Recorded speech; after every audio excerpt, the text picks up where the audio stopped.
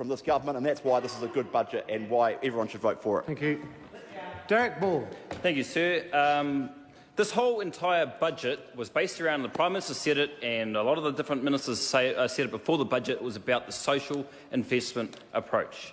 And what the National Party has done is made quite a nice soundbite for the media, and they've done quite a good job selling what their apparent definition of the social investment approach is. But well, actually, I had a lot of hope for this budget, sir. I did have a lot of hope for this budget because after 8 years of Bill English saying one thing and not delivering on the social investment approach, I had hope for Stephen Joyce to come out and actually start delivering on what their promise of social investment approach was. And I've been listening, well, the Minister says it's ridiculous, but I'm going to get through to the evidence that we have here that the government continues to deny and the government continues to not look at and read, that they say they use as a robust and evidential-based approach, but they do not do so. Actually, I've been listening to all of the speeches from the National Party over the last couple of days, sir, and a quote from Mark Twain actually pops into my mind. It ain't the stuff you don't know that gets you into trouble. It's the stuff you know for sure that just ain't so. And what that means, sir, is that people in the backbench, or the members of the backbench of the National Party, need to stop reading the bullet points and the one-liners and the rhetoric and the hot air that the ministers give them to say, and actually understand that what they're saying just ain't so. I'd like to say one thing that I heard Marama Fox say actually earlier on today, which was that she was proud to stand up and back this budget because this was the budget for whānau. Well, I'd like to ask Marama Fox and the National Party, how on earth, after 9 years of this government, that's the better part of a decade, under the social investment approach, under Bill English, who was the Minister of Finance and now the Prime Minister, and the social investment approach is Bill English's baby, why, after 9 years, all of those, the key indicators in that make up the social fabric of our country, all of those stats are going in the wrong direction. I've got a little list here. Youth unemployment and disengagement is going up, and always has been higher than the 2008 levels. Always. Youth crime increasing. Child abuse numbers up.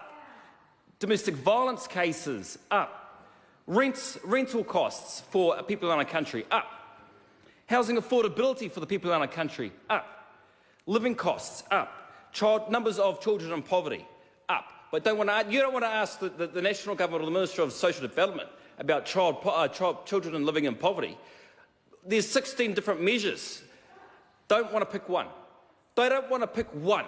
Because if they had to pick one, sir, that means they'd have to acknowledge that there was a problem because all the stats are going down. If they have to acknowledge there's a problem, they've got to do something about it. And they don't want to do anything about it because it's in the too hard basket. All that minister needs to do is pick one definition of child poverty, sir. It just doesn't happen. The last one I've got on my list is the gap between the rich and poor.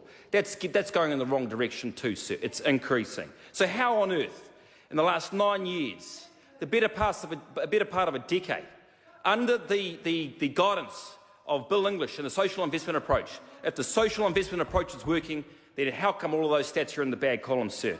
But what are they saying? See, the point is this, sir. The government says one thing, that the social investment approach is, what the meaning is, and how they use it, and the reality is another. What the results are another. And I've got a pile of evidence here that I'm going to go through, and I hope I've got enough time. This is what they say that it is. They repeat this day in and day out. The social investment is about applying rigorous and evidence-based investment practices. It's important to understand that they repeat that all the time. Rigorous and evidence-based investment practices to develop, purchase and deliver of social services so decisions can be made that improve the lives of New Zealanders. And hey, that sounds great. That sounds good. And it sells me and it sells the media and it sells all of the other the voters in New Zealand that just listen to that one soundbite, sir. But if you dig a little bit deeper, if you look at the evidence, and the information and the data that this government has, and they base the social investment approach on, it doesn't make sense. Here's the question for what I said, the quote I made from Marama Fox earlier on. Here's some evidence for Marama Fox to have a look at and come back out here and say that this is a budget for whānau. This is Growing Up in New Zealand.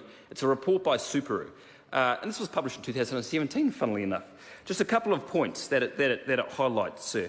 So this was actually a study about growing up in New Zealand, providing contemporary population-relevant picture of what it's like to be a child growing up in New Zealand, 21st century, and this is from 2010 onwards. So very relevant, and it was published this year, sir. Here's a couple of points that it highlights. At 4 years of age, 1 in 7 of the cohort children were living in the most deprived decile of the NZ scale. One in 7 at 4 years of age. Is that something to be proud of, Minister? Is that something to be proud of? Or don't want to acknowledge? Is this the social investment approach working? 1 in 7. 1 in 7. What other points? What other points have I highlighted in this report? When the cohort children were 9 months old, fewer than 4 in 10 mothers experienced no material hardships. Fewer than 4 in 10, fewer than 40% actually had no material hardships, sir. But that's just one. That's just one report. Now, this is a report from the government, from the Treasury, on the government's programs to deal with NEETs, to deal with young, unemployed, disengaged NEETs. And what did they have to say about the NEET program, bearing in mind that this is being invested in this budget that they've just been passed? This is the same programs they're going to reinvest in. Thinking about the social investment approach that they have said needs rigorous, evidence-based research that they base it on. Here's the evidence, here's the research, here's the data. About educational participation, about the NEET program, sir. We did not find any significant change in the likelihood of staying in school through this program. What about time spent on benefits? Surely even a little bit. Surely even a little bit. That would improve in a little bit.